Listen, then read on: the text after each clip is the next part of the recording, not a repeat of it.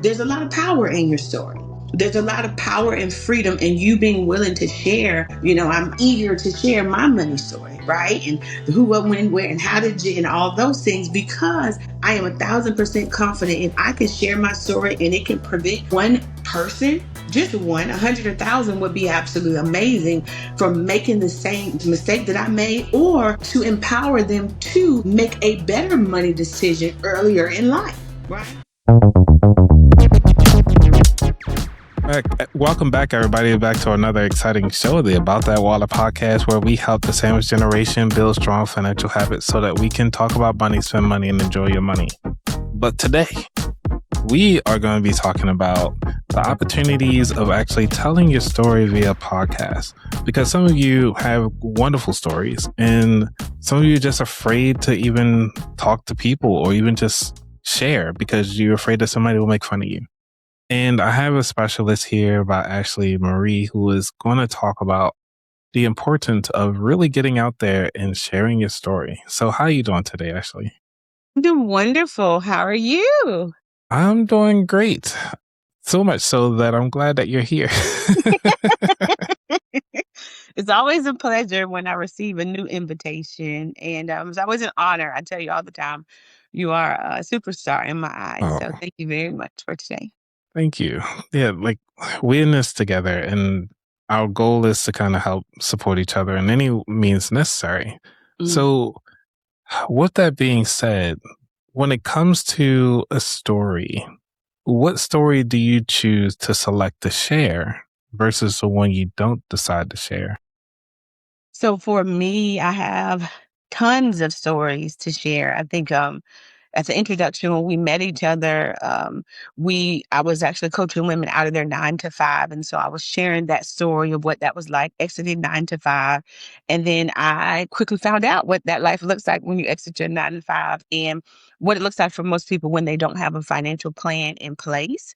So I oftentimes tell that story. And then not even a couple years back, I found myself on the run for my life. I literally went to bed and woke up and my entire life changed overnight. And I shared that story with people about making sure that you are financially prepared for transitions in life, because there's so many unexpected twists and unexpected turns. And when I do speak to people about being willing to share their story, I believe, number one, you should be willing to share your story, one that you are healed from, because I have found that when you are in the process of healing and trying to share your story, I found myself breaking down and doing all of these things. But now I'm in more of a polished state. So you guys see me in that state right now, where I've grown, I've healed, and I'm now ready to share that story in hopes of seeing other women escape from situations that they need to, when finances is one of the primary reasons why they stay when they should be leaving. So No, I like that that segment or that phrase, which is to share a story that you healed from. And a lot of people feel as though they think they healed, but how do you know you're healed enough to share? I kind of think of it when people say skeletons in the closet. If it is still a story that you are unwilling to kind of peel the layers back and shine a little bit of light into it, you might want to just hold on to that story a little bit longer, because oftentimes when we're not quite 1,000% healed from it, they say hurt people. And that's just something that I've learned personally. Helpers help helpers. And what I mean by that is when you have healed from it, you now can tell that story in a way from growth, longevity, legacy, and really be willing to share some of your life lessons from it versus just concentrating on the source of the pain. And so for me, that's what I would share with anyone. When you're ready to kind of shine a little bit of light on that the skeletons in the closet, you're actually willing to go hand in hand with someone and bring them to that spot that maybe still hurts a little bit, but it's not hurting enough that you're still in that guarded mode and you're still like throwing everything in the closet and you're just hoping that nobody opens that closet, then it's just not time to tell that story, man. Because you really have to be prepared for it. Yeah. And podcasting is definitely therapy. I can tell you that. It is. I love podcasting. And Like, it's one of the things I had this person step away from as a woman that was on the run, having such a public profile, having some of those things. But now I'm able to resurface, share my story, and grow from it. So, absolutely, it's very therapeutic for me as well, being in this seat as well as hosting podcasts. yeah, and I think a lot of the times I would say most podcasters we're introverted and we Mm, don't like to be around people, but we is got a that lot to say. so? Yeah, we got a lot to say. So I am the opposite. I am Really? an extrovert that for a small portion of my life was an introvert just because of the nature of what happened. I absolutely adore people. I have never met a stranger in my entire life, whether it's someone at the grocery store, someone that I have the privilege of interviewing with, or coaching. And so, yeah, I think a lot of us, you say us, I can say us now. At one season, I was very introverted, but no, 99.9%, I am loud, rambunctious, boisterous. I am like the hype of the party. Nice. And we need that. We need that. You need that on both sides to pull those introverts from come from behind the camera. The time is now. Right, and all those interests are like this and like the extrovert, like, come on, shine the light on you. Like, we see you. Right. Yes, we see you. Come on out of there. Right. Yeah. And I think that is also a good way from, telling your story because you're excited about it. Yes. Not just excited about the story itself, but sometimes the impact that it has Yes. to kind of help somebody else out. Because going back to what you said, helpers love helping. Um, so what is it if somebody is trying to heal? Would you recommend them talking to a podcaster just to record the episode, but not actually publish it? So here's what I think. It depends on their story. Mm, Some stories that we share, we really need to be mindful of the other people that are involved because we do have the legality aspect of it.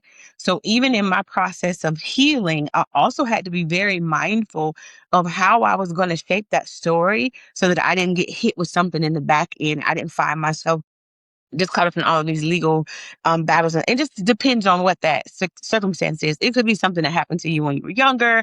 For me, it was something that happened in the midst of adulthood. So I learned how to really craft it in such a way.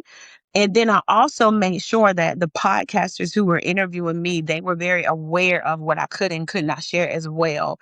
Because sometimes you'll get in the midst of that interview and we'll get on the flow and it's like, well, tell me more and tell me more. So I had to learn, right? Because their audience, just like your audience, they're like, tell me what happened. What's her story? Oh my gosh, she was a woman on the run. I mean, what, so right. obviously your audience is gonna want to know more, but as the years have went by, I've learned how to perfect it in a way that is both therapy for me and therapy for the listeners, right? The who, what, when, where, how. They may not need to know the person's address, the city and the state, their jobs, or the nature of the relationship. All I try to really concentrate on is the lesson behind it. I was in a not so good situation. I had 25 minutes to make a decision. I've ran for my entirety of my life. Thank God I survived it. And Wow. now that I'm in a position to share it, I try to share it so it's therapy for both myself and for them so that they see themselves in my circumstance, but they don't feel like they were there, like they can write a book chapter by chapter as well. So, yes. Because coming across like the who, what, when, where, and how of a story, it reminds me of like the first 48. Because, like how it starts off like, hey, this is dispatcher coming up to Ohio, Baltimore, Ohio. There was a stabbing, and then everybody was like, "Well, tell me more. Like, Yes, who was involved? Were the kids in there? absolutely. Were the parents were in there? Like, how late was it? Was it 2 o'clock in the morning? 2 o'clock in the PM? Was it the Yes, AM? Like, what's going on?" absolutely. So it's like, Yeah. so how do you start that story off? Like, give us some of those elements like that we need to kind of start like creating a captivating story that's great for podcasting.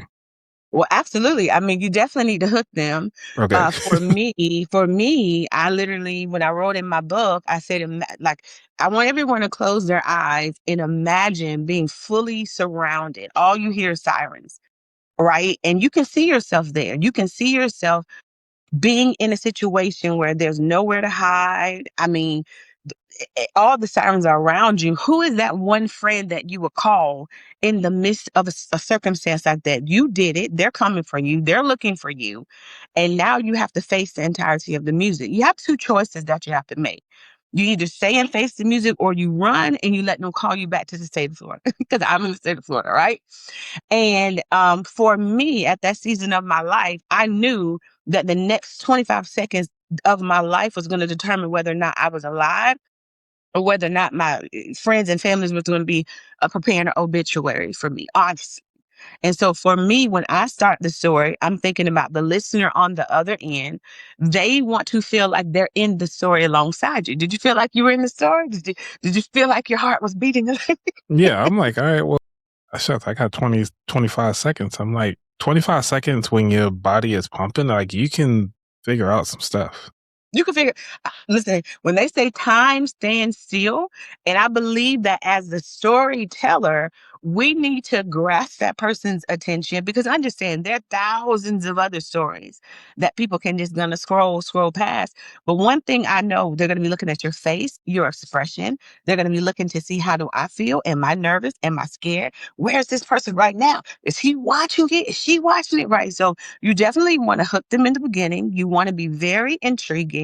And then you also want to grow and show them your growth in the midst of the story. I may have started out nervous, fearful, terrified for my life, but on the other end of that, look at me now. I'm now on a podcast. I've turned my life around. I grew from it. I rebuilt my entire life 3 times financially in 1 year. So just even imagining that, it's hard getting up the first time.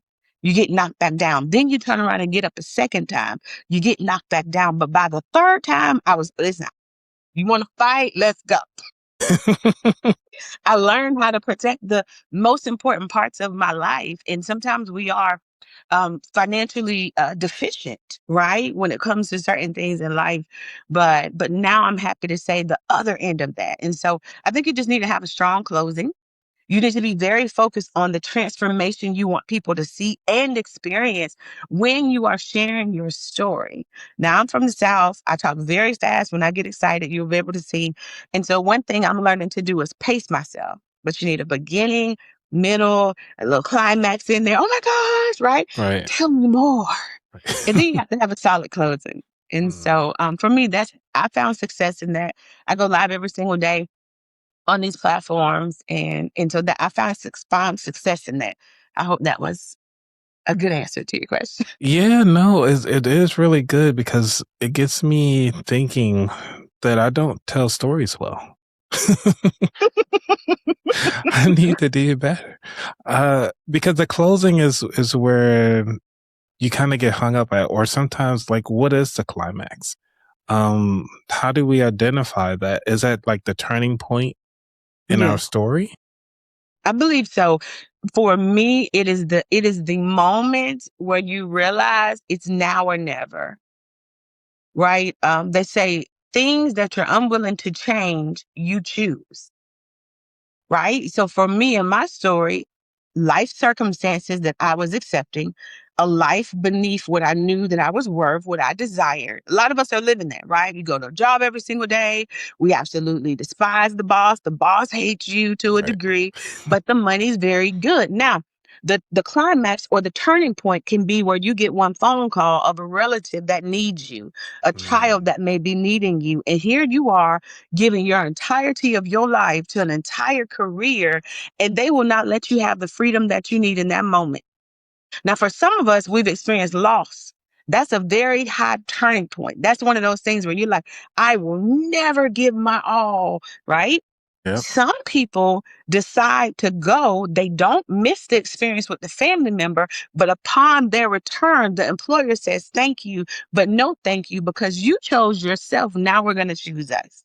That is also an example of a climax or a turning point. And so, depending on the person sharing the story, it's how they interpret that life circumstance. What did it make them do as a result, right? Of what someone was forcing them not to do. And that's typically how I share the climax. And so, yes. I like that. Okay, now talk about the closing because obviously life goes on. But how Yes. do you cut off the story? Mm. How do I don't know if my story has ever been cut off. I find that my story, every time I share my story, it continues to grow because I'm still growing. However, depending on the audience, I'll give you an example. If I were to enter into a corporate setting and I was teaching on overcoming limiting beliefs, or if I was teaching in a church realm, sometimes they'll hire me to come out that way. And it depends on the outcome that I'm really wanting that audience to walk away from. That's where I choose to nip it or clip it. And then I'll say, and there's more. If you would like to hear more of this, you can connect with me on all social media platforms where I'm going to tell you part 32, right? I've got you all the way. You know how you see those series and it's like, Right. oh my gosh, you get to the end and it's like, they take you to that and it's just a drop. So That for me, cliffhanger. I prefer that type of a closing, but there are certain settings, like I said, in corporate, when they are paying you, obviously they want you to go full circle. For me, I try to do a recap. So I'll say, thank you so much for having me here today. My name is Coach A. Marie. You guys invited me to come here for this. I was able to share a little bit of my story with you about how I was a woman that was on the run, and now I'm a woman on the run after everything that God has called me into. Mm, Story closed, right? I'm going to right. recap everything, point 1, 2, 3, 4, 5, whatever my framework is or was. And then I'm going to invite them to work with me. If you see yourself in this circumstance and you want out, I'm going to need you to go to all my social media platforms and you make sure you get in my inbox. You make sure you get in my community because I want you to feel supported. And so I believe that when you close, you should always give that person what is the next step in the journey? What's their next step, right? You don't want to Yeah. leave them hanging.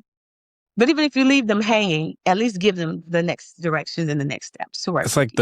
the call to action for us as podcasters, we call it at the end. Like, what do Yes, you, if you want more of this show, go ahead on and check out, like for me, I was just say, go to aboutthatwallet.com to listen to the rest of the show or learn more about this particular episode in the blog post or correct. something along those lines. Mhm. Okay. So what about if you're giving this to kids though? Like, So kids, I actually do tandem with my daughter. okay, She's 9. She's just recently written her own book. And congrats. right. I believe that children have a lot to say. Okay. And even as parents, we were like, no, no, You no, got a no, you lot just to say. focus on school. But if you give a microphone to a child, right? Most times when I do have the privilege of speaking in front of children, I try to build them into my story. I'm like, do you know what it feels like to have a parent, leave and never come back? And they're like, yes, I know what that feels like. Or, hey, do you know what it feels like to see your mom working so hard, going to that 9 to 5 every single day? Do you know that she's doing it for you because she loves you, because she never wants to see you ever have to experience a lack? And so for me, when I speak, I am very vivid, I'm very colorful, I'm very, like I said, very rambunctious.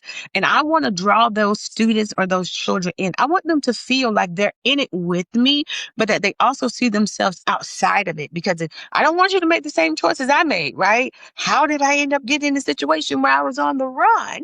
First of all, right? So let's talk about that first. And then now that I'm out of it, what are the types of things that I could have done financially to make sure? And that's no matter what age you are, right? Because my daughter's 9, she has her own stream of income. Children have different ways to use their little voices as well to empower other people, to speak life into other people. And now, with the advancement of technology, AI, these children are able to do merch. They're able to launch their own platforms. And so, really being comfortable sharing one aspect of the story, even if they have 6 aspects, right? Because children go through so many things as well. And so I enjoy that part of what I get to do every day. Okay, I love that. Because one of the things is that, like, talking to kids, sometimes we have to remember that they can comprehend a lot more than what we think they don't.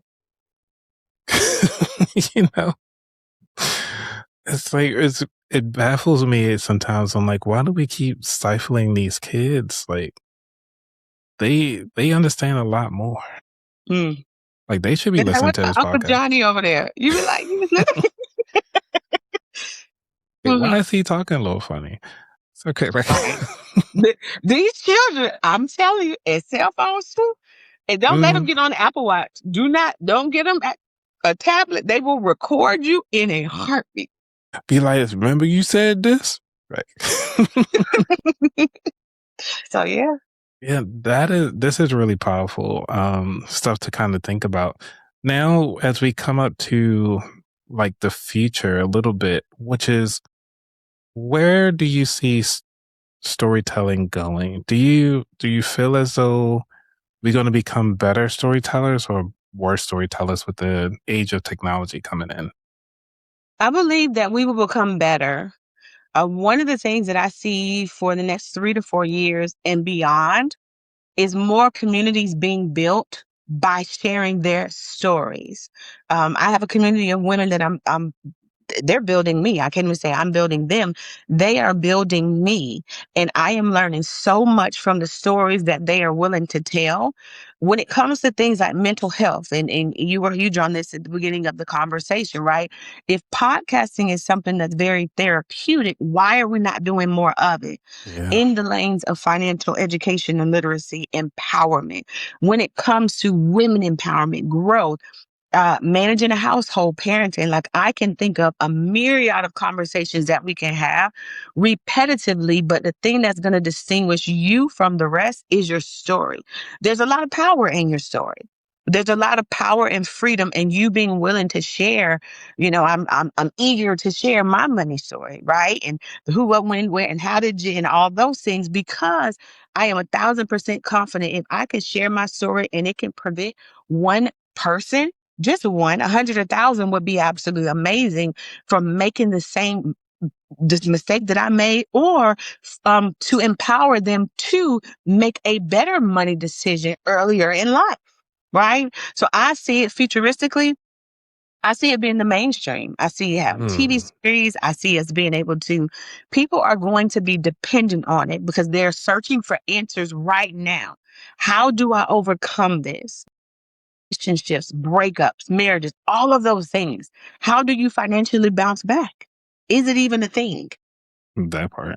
And a lot of Right. people feel as though they are alone in their stories. And that's the reason why I do the podcast, to realize and to share people like you're not alone. No, This is a go ahead. clip of a gentleman who, um, his entire family, 6 people, he released from this world because he had a financial situation going on.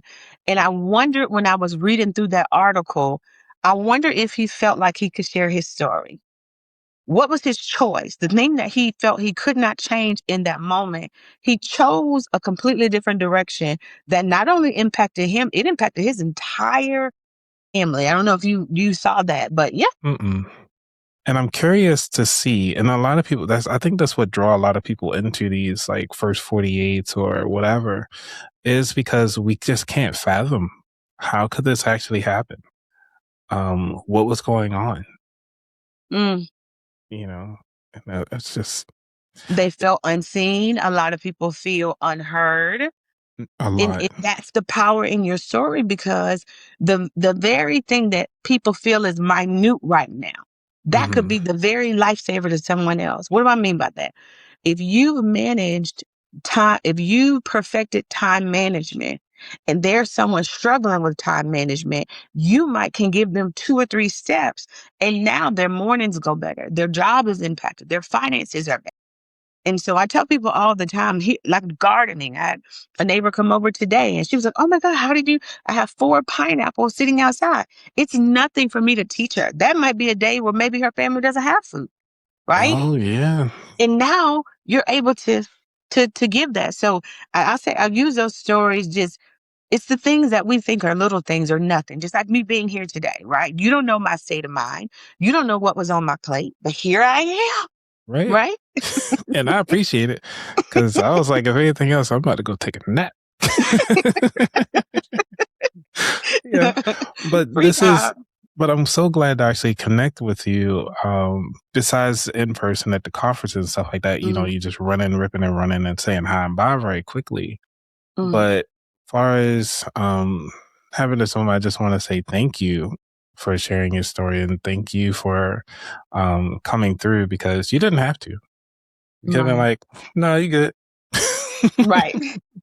Don't we do that to a lot of people though? Oh yeah. No, we good. But We think you we got to have think about the time. boundaries too, I know. We understand. do. So you can't put that on everybody. Oh, and the series is actually called Mind Hunter. I had to look that up. So it is called Wow. Mind Hunter. Okay, let me write that down. Mind Hunt. Yeah, it's I think it goes through 3 or 4 serial killers throughout that whole series. But it's just one of those things as though I kind of wish that they had the actual recordings to just kind of release and just listening to the questioning. 'Cause like for me, from a podcast, I'm looking at the questions, what questions were asked. And then what is the purpose behind that question and how they tie it all back together. So I'll look at it from that perspective. If they were ever to release the whole thing, they do ask some questions, but it's just kind of like, these are movie questions. Like, where the real ones? Yeah, so we can like jot all those things down when it comes to psychology. Like all the questions you should have instead of being on that dating app. These are the Yes. questions. I'm just kidding. We need to be assessing people. And then I say all that with all seriousness because again, with the advancement of storytelling, even they are going to be able to tell better stories. Yeah. You understand what I'm saying? These people. Because remember, people, and this is I think I had a guest that come on the show. He was telling his story. And like after he was done his story, I asked him, so tell me about that time where you had to do this particular thing on this, with this particular client. And he was like, oh man, you bringing out some cobwebs now. And I was like, well, you put it out there on the internet. So I was able to do my research and found it. Tell us more about it. Because you haven't talked about it on platforms. So I'm like, share more. Exactly. Yeah. The power of research. There you go. Right. Internet streets work. Listen. They do not give up. So is there anything you want to leave the listener before we dive into the final 4? I think so. Here's what I would say. Whenever you think about sharing your story, remember to share it with clarity. Don't just go on and on and on and on. Be very clear about what you want to share and what you want to say. When you share your story, share it with conviction. A lot of times when I say what I say, I want the listener to feel what it is that I'm saying. I want them to feel like they're in that moment. Like, well, what would you do? Close your eyes or, stretch your hands, stand up, right? You want them to understand that you're saying it with conviction, right? Remorse, whatever your story is. And then you want to make sure that you have a little bit of fire, right? This is for the introverts, right? I'm more of an extrovert. But when you are speaking, say it in a way like I try to, no matter if I'm in front of one person or a million people, I try to say it with enough fire that is going to consume you guys for a lifetime. So just don't think of your story, like I said, as I'm just planning pineapples on my patio. Think about the fact that you are allowing someone to be able to eat from their garden at their home in the event that one day they don't have the finances, right? Or maybe you're someone who knows you're very good at homeschooling. And maybe you have a kid right now that's struggling and they're looking for opportunities and they're like, I don't know if I'm smart enough to homeschool my kids. And so there's power in your story. Say it like it means something. Speak your story like it's something that's going to transform someone's life. And so those are my little takeaways before we go to the. Okay. Well, now I'm actually curious now, and I'm sure the person listening right now is like, well, what is that story where you got 25 seconds? 25 seconds. I literally stayed up all night watching Criminal Minds, mind you. Oh. I had a handful of moments. I went into the room. I had one conversation with my daughter, and I literally looked to the left and right. I was married at the time, and my spouse was down the steps. I am a domestic violence survivor, overcomer, and I had about 25 seconds to decide whether or not I was going to stay or whether or not I was going to go. Now, I've left multiple times before and returned, as most of us do.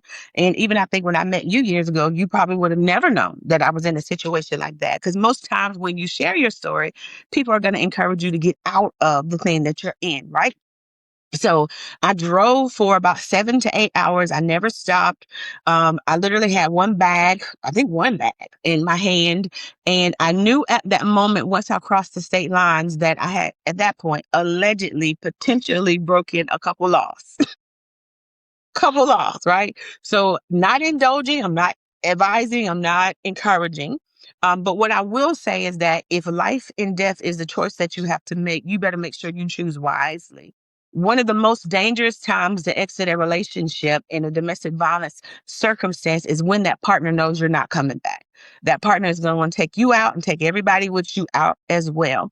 And so I had some decisions I had to make. I left a lot of friends behind, and I made it out to safety. Thank God, right? By the grace of God, Yeah. I'm here. I'm standing today. My girls are just fine. And I learned in that year, one of the secondary reasons why most of them stay is because of financial literacy. They are tied to the quote unquote abuser, some level of dependency you had for that person. So the scariest part for the person trying to break away is feeling like, can I do this by myself? I learned to do it by myself because I didn't have a choice, right? So don't be like me. Don't wait until you have to do it. Start preparing right now, financially, mentally, emotionally, if you're faith-based, spiritually, and be willing to make that journey by yourself if you have to. You're not going to be able to take everybody with you. That person went to the lengths of calling the phone companies and friends. I mean, just like I said, they get better at telling the story as well, which, like I said, don't let the abuser tell a better story than you. Because when that happens, you're going to find yourself in a crazy situation. I experienced homelessness, car repossessions, all the things that you can ever imagine. I rebuilt my life and then I did it all over again. So imagine going in, coming out, getting your car back, getting it taken away again. But by that third time, I made a decision like that last time was going to be the last time. I started making better financial decisions at that point. And so I'm here today. I choose to get paid very well for my story now. And I did not allow my story to define me. So my takeaway points for you, if you are in a situation like that right now, and maybe you don't have a friend or a family member that you can share with or confide in, you might want to listen to this podcast again and again and again and again until you build up the strength to exit the very thing right now that is literally taking everything that you are building. It's taking it away from you. So this imaginary story you're telling yourself, I want you to just pause that story. You can borrow my story and then start taking the necessary steps that you need to also turn your life around. And if you need help doing that, I am the one and only coach, Ashlee Marie. I help women make those epic exits and those transitions, whether it be in their life, business, career. But you deserve happiness just like I deserved happiness. So now it's your Yeah. mom. Well, thank you, because I was like, all right, well, what? Because I think the part of storytelling is like, what is something that the hero is fighting for? Yeah. And I'm sorry to go a little further into the story because I'm thinking of, because I watch a lot of anime, and the protagonist is always fighting for something. Right. Either in the popular one that a lot of people have watched, which is Solo Leveling, and his whole purpose was to level up so that he can get enough. He's trying to find this elixir to kind of help his mom, who's in the hospital, and he's trying to make sure that she's better. That's really the whole premise of the story. So same thing with John Wick. Like, somebody shot his dog. Okay, he went on a Yes. rampage, Oh, yeah. to find the person who shot his dog. So it's just kind of one of those things, like, what is it that causes the catalyst, or I guess you could say the tipping point for the protagonist to kind of go on this adventure? Yes. And I think it's for me, it was the thing about being a mother is you are modeling this behavior for your children. And so here I was saying, oh, it's not okay, but it sort of kind of is. Was I going to be able to stand there and watch my daughters endure something that I was willingly giving a yes to? Got you. And that's a no. And that's a no for me. Right. And you never know, just like what you're saying, we watch all of these, you never know what a person is truly capable of. And my biggest takeaway is you never know how strong you are until you're required to be stronger.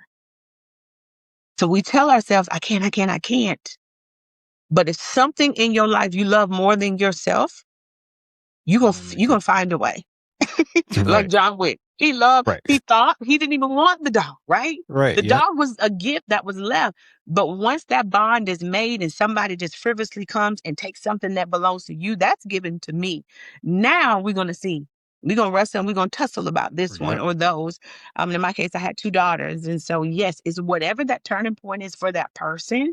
But yes, everyone has that turning point and that breaking point in their life. And I just think that you're worth it. What is more valuable to you? Man, I might have to start another podcast called with that turning point or something. I don't know. Or you might have to. I mean, you might be on to something here. I don't know. I'm thinking of when you say what's future. So one of my things for the years to come is post-traumatic growth. I think that we hear a lot of these stories about PTSD and military communities and stuff, but I'm actually thinking about it if I can build up that courage to do it. And I want to interview women who've been through things like that, right? Who've Yeah. been through, and not just women, men go through it too. Mm-hmm. Believe it or not, it's not just women. We got some hardcore women out here too, okay? You know, it's not funny, but we really got to start seeing ourselves the way that we are. Yeah, not the way we're allowing someone to treat us, but yeah. Man, it's such a powerful thing. Okay. All right. You ready for the final four? Because I can sit here and talk to you all day No, about this. go. I got nothing but time today. All right. So you ready for the final four? I am. All righty.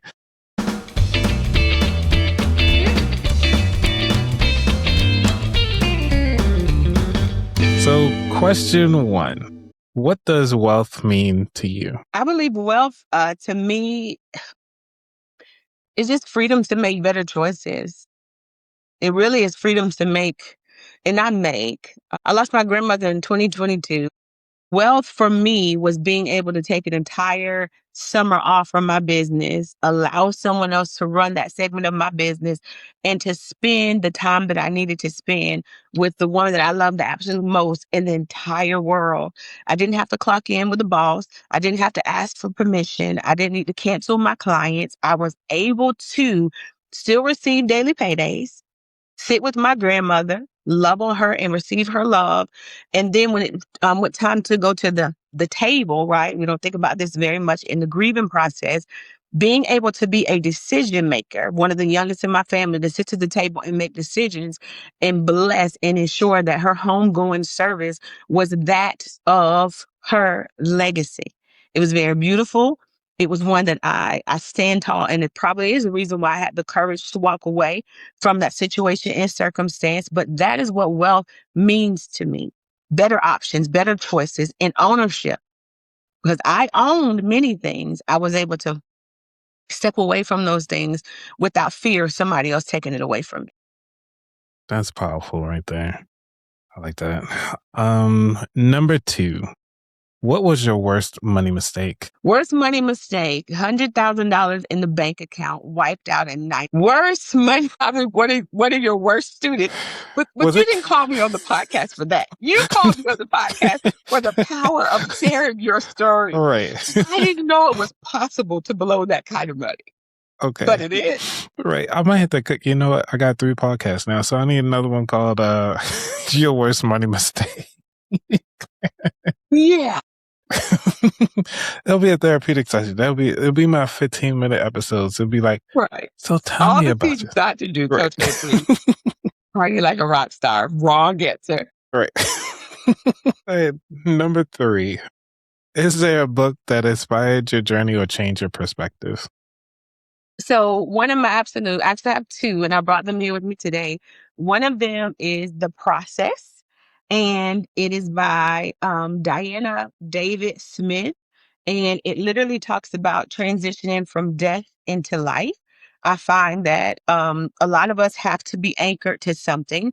In my process of rebuilding 3 times in 1 year, I had to anchor myself to my faith. So that's my number 1 book. My second book, I think this is beneficial no matter what you believe. It's called The Third Circle Theory. And it is a really good book about being a visionary and creating billion-dollar ideas. It's a billion-dollar idea is inside of all of us. And like I said, as a person who went through $100,000 in 90 days, what I'm learning more than anything else is you really have to know yourself. You have to know the thing that you're placed on this earth and you are called to do. And oftentimes, sometimes we buck against the system, but that really is where our $1 billion idea is housed in. And so we just need to take the time to mentally receive the wealth transfer. And then we have to be willing to walk it out so that we can physically like receive the wealth transfer in this lifetime. I Those are like my that. favorite books. Yeah, I might have to check the second one out. Definitely, I might check that one out. Yeah. I understand. Number 4. What is your favorite dish to make? My absolute, so I'm a seafood gal, and I love, my favorite restaurant is Crab Junkie in Houston, Texas. So I can't compete with that. But if I had to cook on my own, I would probably do salmon and rice and vegetables. That would be my number one dish in the world. Okay, so is it like pan-seared salmon, oven salmon? Like, we got a lot of cooks It's that listen to the seared, show. Okay. drenched in butter, garlic on top, crunched on top, a little bit of orange zest and lemon zest and lime zest. So my good cook, shout out to Jamaican chef. I've had the privilege of having a good cook and personal chef. So shout out, she will have some content coming out. But yes, that is the absolute favorite dish that I learned. And yes, it's very, very good. Alrighty. Well, I mean, I might have to see a picture of this. Like again, I might have to have me a whole show for each one of these little questions. Yes. So I might have to learn how to cook something. Wow. Yeah. Clearly one of those financial choices. Now I cook for myself. Okay. I Right. learned a whole lot. I now prepare my own meal. Okay. Yeah. Okay. So you're not cooking for others. Okay. Got you. You're like, yeah, you don't want to eat this. Let's go out. Right. Now we cook at home. Right. I can make a peanut butter jelly sandwich. Love peanut butter and jelly sandwich. Hey, there we go. Okay. All right, this is going to be the last question of the show, which is, where can people find out more about you? So I am currently building on the TikTok platform, which is A Marie Talks. And most people connect with me on Facebook as well. LinkedIn is Ashlee Marie. But all in all, through and through, I'm in the process of building a community. You guys can find out all about it if you come to that TikTok platform. Each month that has 31 days, I typically do my lives every single night at 9 p.m. Eastern Standard Time. So I encourage people, come check me out. See if I'm your type, right? If you can vibe with me on the lives, more than likely you'll probably be a good candidate to be coached or to be a part of the community or buy some of the commerce or the merch. So I just want to see people win. That really is my heart posture and what I do and why I do what I do. I want to see people step out of things that they feel like has them bound. And I know that for me to do it, I had a friend on the other end waiting for me. And I would just like to be that person on the other end when they make that decision to make that epic exit. So that's how they can connect. Awesome. Well, thank you, Ashlee with 2 E's, for coming through. And this has definitely been one for the books. And I can't wait to hear the feedback from the person that's listening to this right now, whether or not we want to bring you back on to talk about your worst money mistake, to dive a little bit deeper into your cooking series, see where you at. Or the first 48, how I came up out of it. That person got to live. Okay, that's a good. We need you to be on we need you to be on the first 48. Okay, we don't need to see you on the first 48. Okay. Now the reenactment, sure, yeah, I like to be a reenactment. Yeah, but don't put me. Allegedly. Oh, snap this. Well, remember, for you listening, to make sure you do not try to put both pants legs on at the same time. Put one on at a time, because you can hurt yourself. Take your time, zipping it up, button it up. You'll do fine. All right, everybody. Y'all be safe. Yep. Peace.